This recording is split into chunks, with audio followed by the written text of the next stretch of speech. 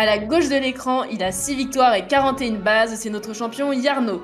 À la droite de l'écran, il s'appelle Valentin et espère obtenir sa première victoire. Bienvenue dans Bunka.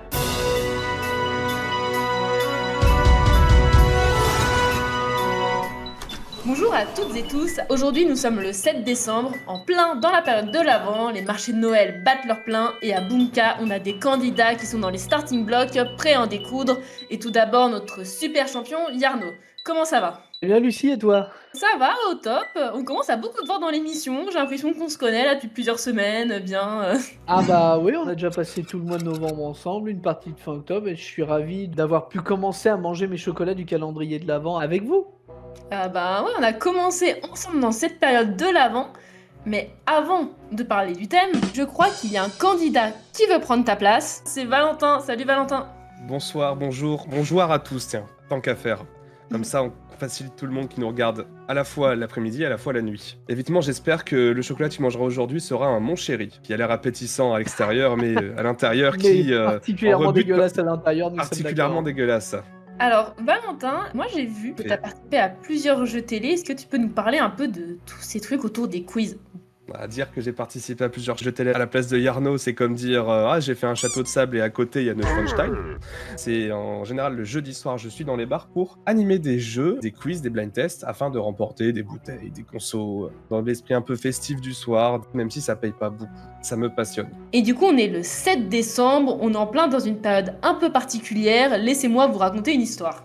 Il était une fois, le 8 septembre 1852, la nouvelle statue dorée de la Vierge devait être inaugurée sur la colline de Fourvière à Lyon. Sauf qu'il y a une crue et la cérémonie a été repoussée au 8 décembre. Ça tombe bien, on est le 7 décembre. Le 8 décembre, ça a failli être annulé et à la place, les Lyonnais ont mis des bougies à leurs fenêtres et on a pu voir la chapelle de Fourvière éclairée. Et donc c'est devenu la Faites des lumières. Des lumières. fête des Lumières. Donc aujourd'hui, Bunka vous met en lumière. J'ai sorti mon plus beau t-shirt de mise en lumière. Wow. Sébastien, que vous avez déjà vu dans l'émission, que ce soit en tant que candidat, animateur ou voix off pour annoncer les castings, il a rédigé avec moi cette émission, donc voilà, petite dédicace à lui. Et c'est parti pour la question estimation.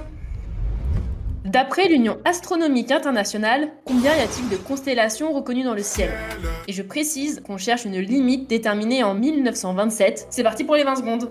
Alors, vous qui êtes à la maison, vous pensez qu'il y en a combien? Est-ce qu'on est sur un petit nombre, un plus grand nombre? Est-ce que vous avez la petite lumière, vous, qui dit « Ah tiens, ça va être ça la réponse ?» J'ai reçu vos réponses. Alors, on a deux réponses diamétralement opposées. D'abord, il y a Yarno qui nous a répondu 89 et Valentin nous a répondu 35 millions. Combien? Je ne sais pas si vous êtes très fort en maths, mais l'écart me semble assez énorme. Mais la bonne nouvelle, c'est que l'un des deux a quasiment donné la bonne réponse. C'est Yarno, puisque la bonne réponse, c'est 88. Et pour être plus précise, c'est divisé en deux groupes en fait de 44 entre le nord boréal et le sud austral. Est-ce que tu le savais, Yarno? C'était un peu au hasard? Je savais que c'était dans ces eaux-là et je crois me souvenir qu'il y a 2 ans, les constellations étaient un thème qui avait été proposé à Enzo dans le cadre du quiz des champions. Et je pense pas que le système informatique de l'émission de Cyril Ferraud soit programmé pour 35 millions de réponses. C'est quand même Yarno qui remporte la question d'estimation et qui va pouvoir commencer la prise de position avec un joker. Et ça commence maintenant.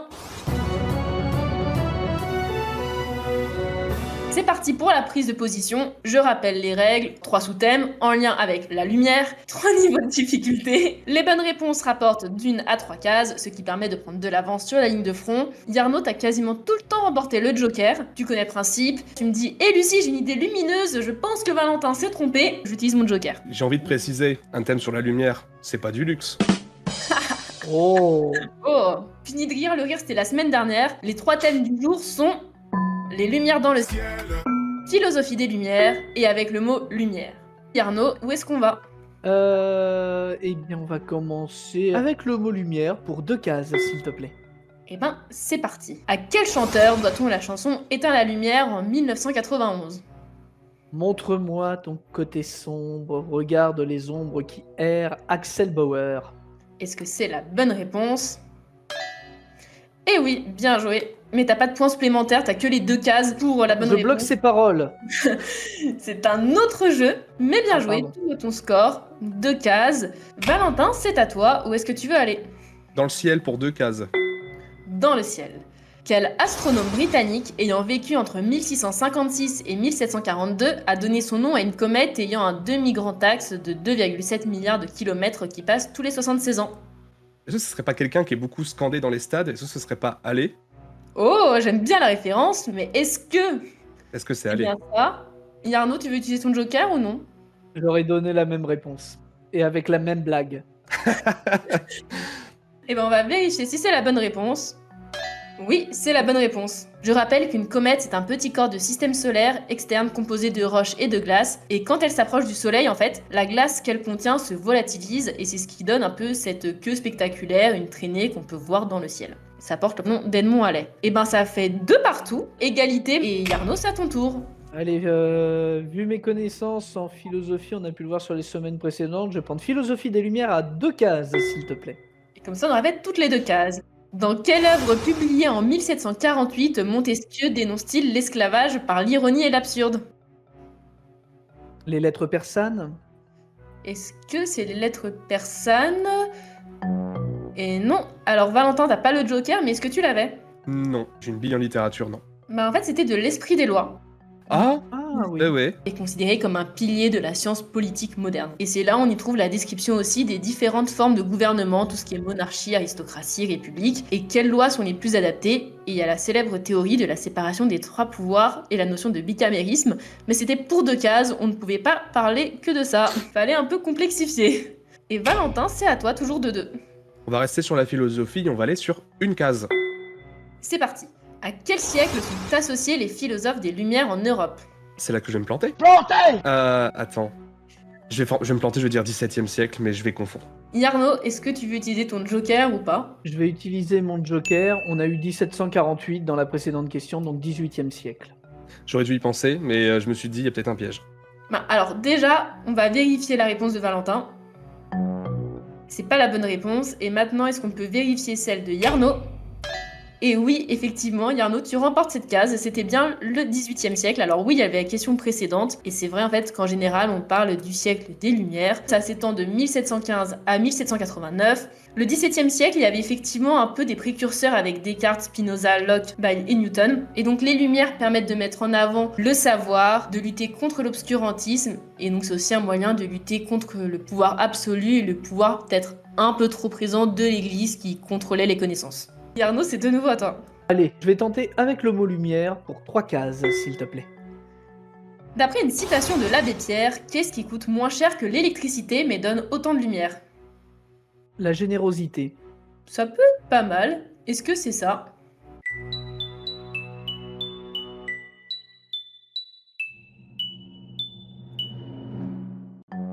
Et non, c'est bien tenté, mais c'était pas ça. Valentin, t'as pas le joker, mais t'aurais dit quoi? L'amour. C'est beau, c'est romantique, mais non, malheureusement, c'est pas ça. C'était tout simplement le sourire. Voilà. Toujours 3-2, Valentin, tu peux soit tenter d'égaliser, soit de passer devant. Je vais tenter d'égaliser avec le mot lumière en une case. D'après l'expression, où n'a-t-on pas la lumière quand on est jugé simple d'esprit? Eh ben on ne l'a pas à tous les étages. Eh ben, bien joué Valentin, tu égalises 3 cases partout, c'était bien à tous les étages, et visiblement, toi, la lumière, elle est partout. Yarno, c'est à ton tour pour ta dernière question. J'ai juste espéré que tu dises d'ailleurs sur ce plateau, nous avons 3 lumières face aux caméras et tout autant qui nous regardent. Alors, peut-être qu'on a 35 millions de lumières justement qui nous regardent, peut-être que là on va exploser Voilà. tous les scores. Peut-être Non, que désolé. parmi nos spectateurs, nous avons des lumières dans le ciel, donc, mais je ne vais jouer que pour une case. Oh. Quelle planète du système solaire, astre observable le plus brillant après le Soleil et la Lune, est surnommée l'étoile du Berger? Rien à voir avec Michel Berger, hein, mais c'est Vénus. C'est mon dernier mot. Est-ce que c'est la bonne réponse? Et oui, bien joué. Effectivement, c'était Vénus. Ça fait penser un peu à la chanson de Sheila. Comme les rois mages en Galilée, suivez Vénus, mais ça fait un peu moins de pieds, ça rentre pas dans la rythmique. 4-3. Mais Valentin, la bonne nouvelle, c'est qu'il te reste une question et tu peux passer devant Yarno. C'est forcément 3 cases, soit avec les lumières dans le ciel, soit avec la philosophie des lumières. La meilleure nouvelle en plus, c'est que comme Yarno n'a plus de joker, je peux plus me faire voler de points. Donc je vais prendre les lumières dans le ciel. Et ben allons-y. Quel autre nom a été donné par Ptolémée dans le livre 8 de l'Almageste à la constellation de la Croix du Nord? Eh bah, on va donner la constellation du chien. Je tente un truc. On tente un truc, il faut essayer, t'as du chien, c'est bien. Yarno, t'as plus de joker, mais est-ce que t'aurais dit la même chose? Juste par esprit de contradiction, je vais dire Boré. Eh ben, on va vérifier si c'est la bonne réponse.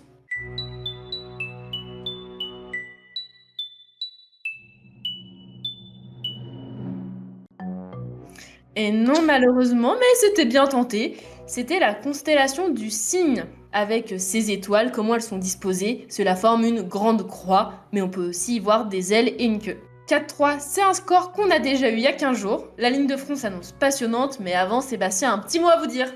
Pour ne rater aucun épisode de Bunka, laissez un pouce bleu et abonnez-vous à la chaîne. Pour rejoindre notre Discord ou participer à l'émission, toutes les infos sont dans la description. Alors, prêt pour l'aventure ? C'est parti pour la ligne de front, 4-3. Je rappelle, des questions de culture générale en rafale. Chaque question rapporte un certain nombre de cases. Au début, une case, jusqu'à 6 cases. Ça change toutes les 6 questions, avec à chaque nouveau palier une question en lien avec le thème du jour. Bunka vous met en lumière. D'ailleurs, vous m'avez donné chaud avec vos idées lumineuses aujourd'hui. Le premier de vous deux qui a les 18 cases devient champion. Est-ce que c'est clair? Oui. Parfaitement clair. Ouah, bah c'est clair, c'est lumineux, je sais. C'est parti dans 3, 2, 1, top. Quel nom pouvant désigner aussi une partie de la salle de bain est donné à l'effet d'éclairage Valentin. Ben. Non, c'était est donné à l'effet d'éclairage placé au-dessus du sujet sur un plateau de théâtre, de danse ou d'un concert. On parlait d'une douche. Quelle navigatrice née le 8 juillet 1976 Yarno. MacArthur.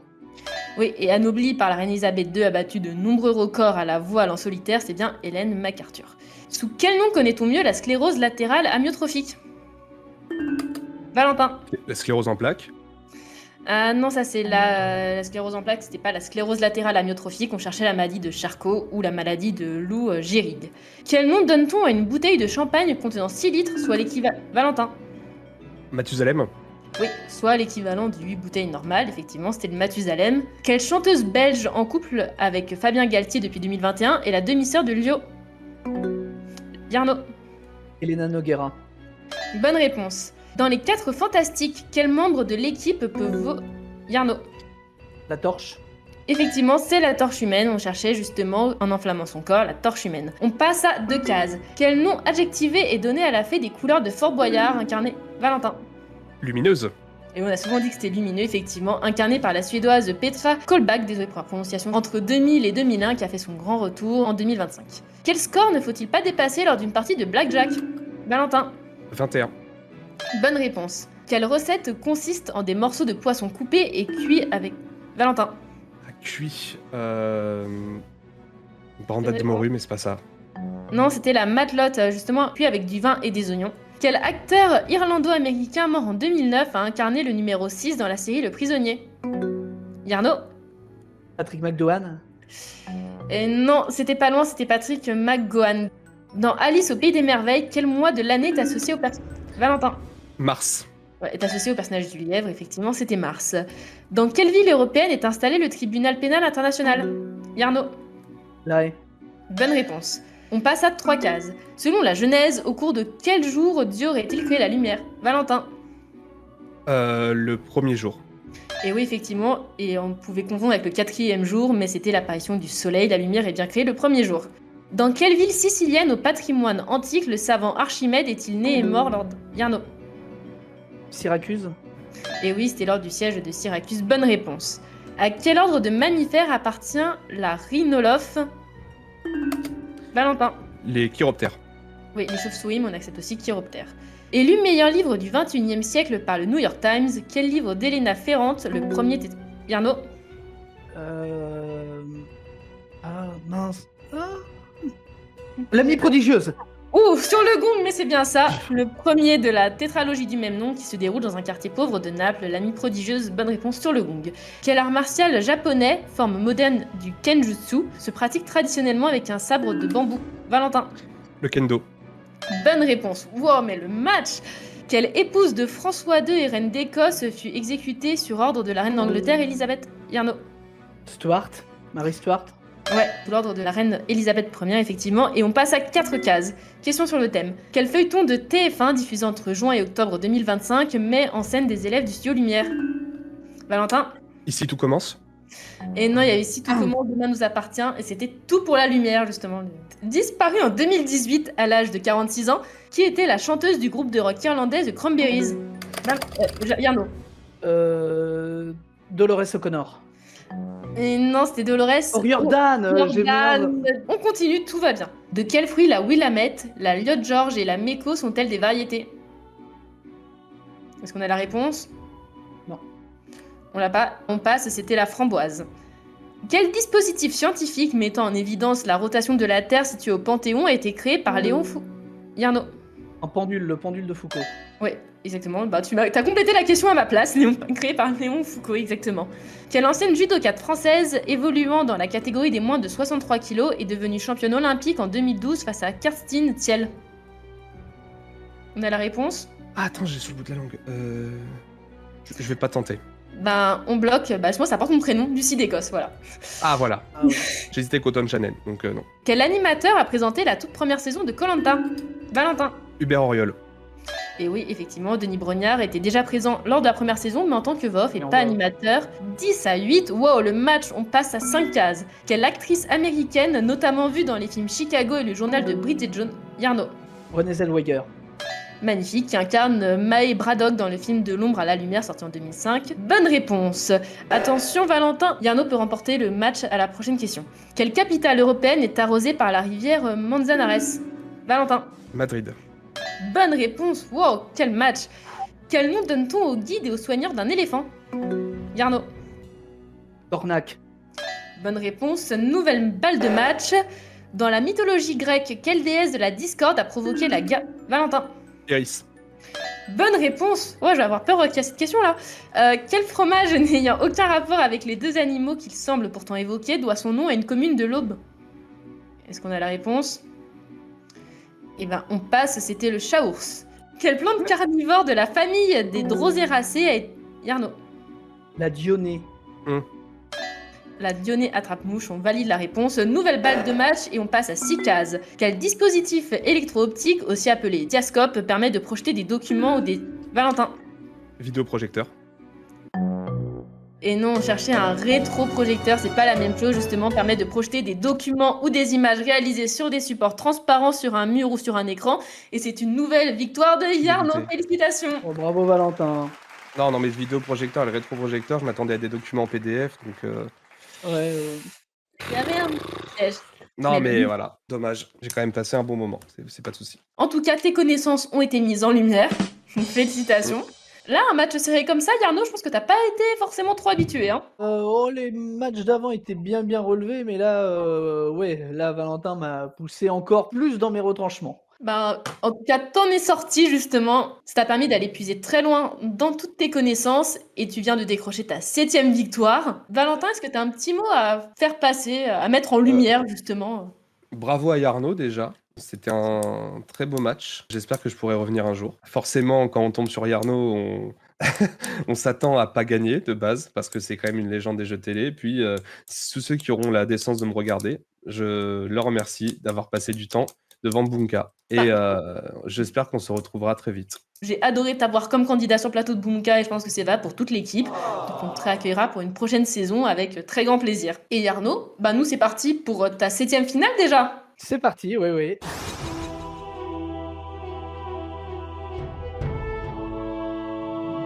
Bah Yarno, c'est déjà ta 7e finale. Qu'est-ce que ça fait d'aller de nouveau en finale? Déjà, je suis surpris à chaque fois d'y accéder parce que c'est ma 7e ligne de front très disputée où j'ai l'impression à chaque fois d'aller de plus en plus dans mes retranchements et puis c'est surtout le leitmotiv que j'ai depuis ma première participation, c'est du plaisir. Donc moi je m'amuse et j'espère que les spectateurs s'amusent également, mais en tout cas voilà, moi c'est du plaisir avant tout.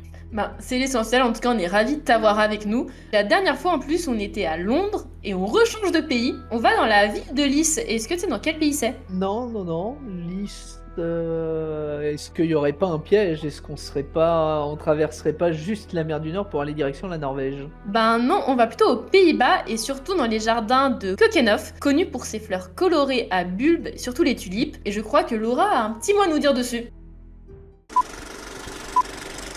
Bienvenue à Lys. dans les Pays-Bas. Ici, les tulipes sont plus célèbres que les habitants grâce au jardin de Keukenhof. Le lieu est tellement coloré qu'il décolle des rétines de par sa beauté. C'est de toute beauté. Notre finaliste va devoir trouver 10 fleurs à bulbes aux belles couleurs. Alors, prêt pour le bouquet final? Tu as donc deviné, tu vas devoir retrouver 10 fleurs bulbeuses. Pense à bien me donner l'intitulé de la proposition à laquelle tu réponds pour valider une réponse. C'est parti dans 3, 2, 1, c'est parti. Alors, ta fleur est associée à la royauté, le lys. Bonne réponse. La floraison de l'espèce titan, la bergamote, non? Non. Appelé poireau du diable, non, je l'ai pas. Petit glaive, c'est le glaïeul. Bonne réponse. Safran des prés où tu... Bien, ça je l'ai su, mais ça me revient pas. Florissant grappe apporte le nom d'un amant d'Apollon. Narcisse. Non. Variété narcisse à couleur jaune, la jonquille. Bonne réponse. Jacinthe peut-être, l'amant d'Apollon. Oui. Hyacinthe, ouais, pour... Muzan recherche celui de couleur bleue dans le manga. Alors, arc-en-ciel, c'est Iris. Il porte un nom signifiant arc-en-ciel l'iris. Bien joué. Originaire d'Afrique du Sud, la Marilis. L'odeur pour... Non, Allez, plus que 10 secondes. l'espèce titan... le poireau titan, non? Qu'est-ce que ça pourrait être? Allez.